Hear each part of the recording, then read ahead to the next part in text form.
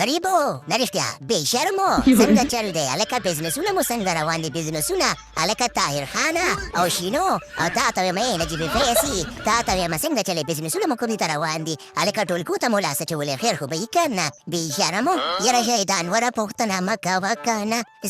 زما بزنس خو ناکام شو ناکام زه افغانستان ته تللی وم او په افغانستان کې مې خلکو ته اخطارونه ورکول نو اوس ټول افغانان ناپاسې راپاسېدلي دي او راته ویل چې زموږ د ملک نه ووځه یاره تاوان مې وکړو په خپل بزنس کې ناکام شوم نو ولې وروتلې تاریخ ګیدړه شینو نو یول خو خلک کار کوي بیا وروسته خلکو ته اخطارونه هم ورکوي او خلک هم خبرې ظالمه د خدای سوټه دې کړې نه ده او کله یې خبر کړی دی چې زه سوټې ته راغلی م غواړم ته سوټه وکړم نو یول خلک سوټه کوي بیا د خیر سره کله یې خبرې چې راشي سوټه مې وکړله نو تا کار کړی نه دی او خلک خبرې او بیا خلکو ته اخطارونه ورکوي زما نه زده که د غریبانانو نه مې پیسې وري نو خلک مې پرې خبر نه کړو چې کله موږ ته خلاص کړو خلکو خبر شول چې دی خو په د غریبو په پیسو باندې موږ خلاص کړی ولو خو هغې وختي چا خبره بند اوبو وړی ولو ښه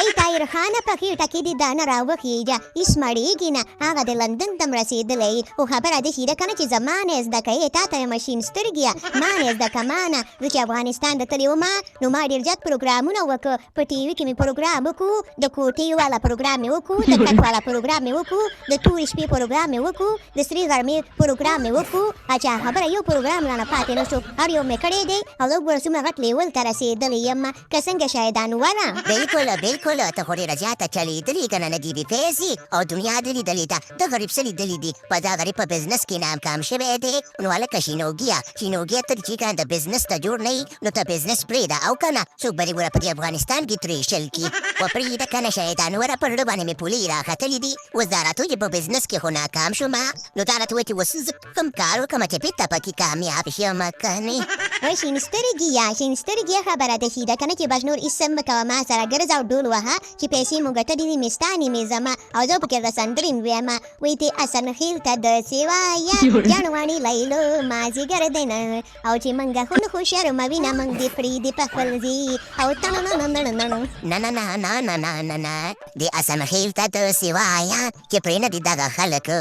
دا د دنیا ویرس دی دا د پښتنو ویرس دی چې یو هم درنه پاتې نه شي دا ټول دمان دي او د غریب سړي بچي دي نه رښتیا د بې شرمه بچي دي د بې شرمه او د حسنخېل ته داسې وایه که نه او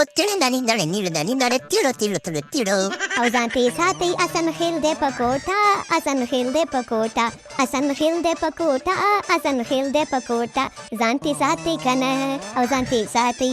او نجیبې فیسي د ده څلور سترګې دي څلور یې غوږونه دي او څلور یې خولې دي موږ ته یې نشو پټېدی موږ ته یې نشو پټېدی موږ ته یې نشو پټېدی موږ ته یې نشو پټېدی موږ ته یې نشو پټېدی